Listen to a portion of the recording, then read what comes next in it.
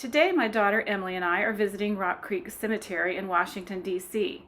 It's the city's oldest cemetery, dating back to 1719, but it wasn't until 1840 that an act of Congress designated it as a public cemetery. It's called a rural cemetery, originally located at the edge of the city, functioning as a kind of public park.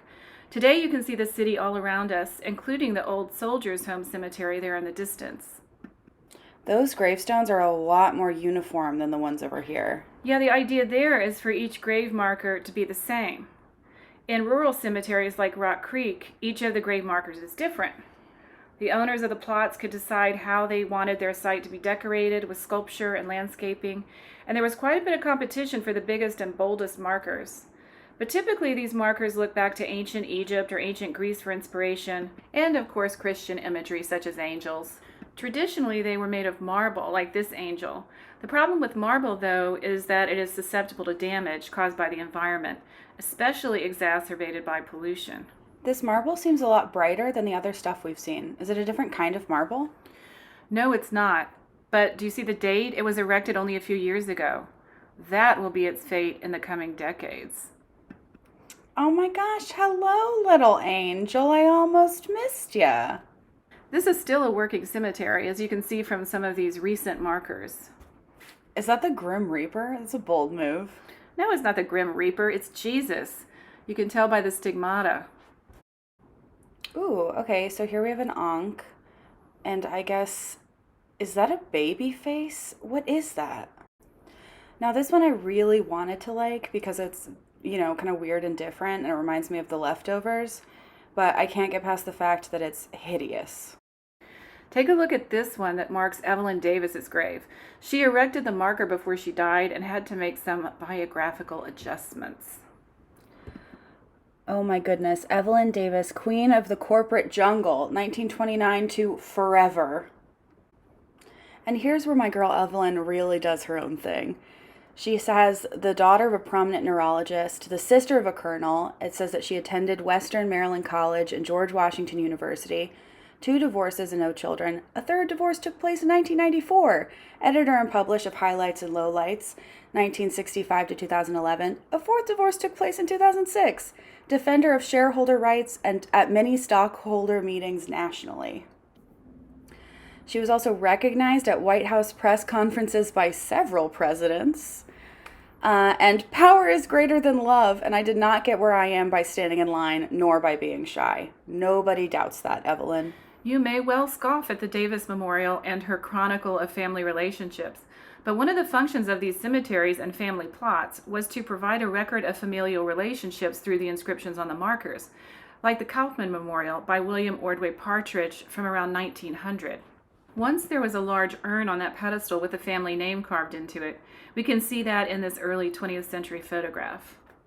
And here, you can actually see the burial markers of individual family members at the base of the monument. Okay, so this woman, the Grim Reaper or Lady Jesus?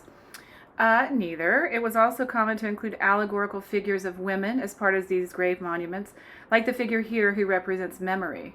And on the back of the bench, there are 7 bas-relief panels representing the 7 ages of man from Shakespeare's play As You Like It. Okay, so here we would have the hapless infant, the whining schoolboy, the emotional lover, the devoted soldier, and then this would be the wise judge, the old man still in control of his faculties, and the extremely aged returned to a second state of helplessness, which I guess in this case is death? I guess that's pretty helpless. I think one of the most remarkable things is this dog, who can be seen throughout his life, a very loyal companion, and somehow magically outlives him and attends his funeral. Here's another allegorical figure of a woman. This one is by Adolf Weinman. Like the Kaufman Monument, it is made of bronze, which is more stable than marble, but you can see here it is also susceptible to damage. And on most of these bronze markers, the artist's name appears on one side of the base and the foundry in which it was cast appears on the other, like you can see here. Mom, quick question. What is that? This rather terrifying figure is not allegorical, but biblical. It represents Mary Magdalene, one of Jesus' followers, seeing him after he had risen from the dead. And that stuff on her eyes, is she crying? Was she made that way? No, that's just a happy accident of the deterioration of the patina of the bronze. After that frightful sight of Mary Magdalene, let's pivot to a less terrifying monument, which happens to be the most famous one in the cemetery. It marks Clover Adams's grave, designed by Augustus St. Gaudens. She was a photographer who took her own life in 1884 by drinking the chemicals that she used to develop her photographs. Her husband was grief-stricken and commissioned this monument, which really wasn't completed until 1891. Well, where is it? It's behind these trees here, so that viewers are isolated from their surroundings. Here's a bench where you can sit and meditate before this larger-than-life-size statue of a shrouded figure. I feel like there are a lot of statues of women. Is this another woman? Good question. This was actually meant to be androgynous and thus more universal.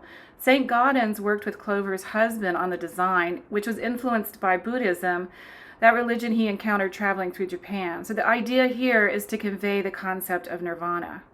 And this monument was influential to other cemetery monuments around the country, like this one from Greenmount Cemetery by Hans Schuler.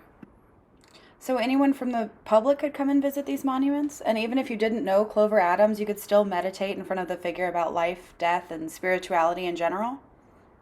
Yes, and before there were large public parks and art museums, there were cemeteries.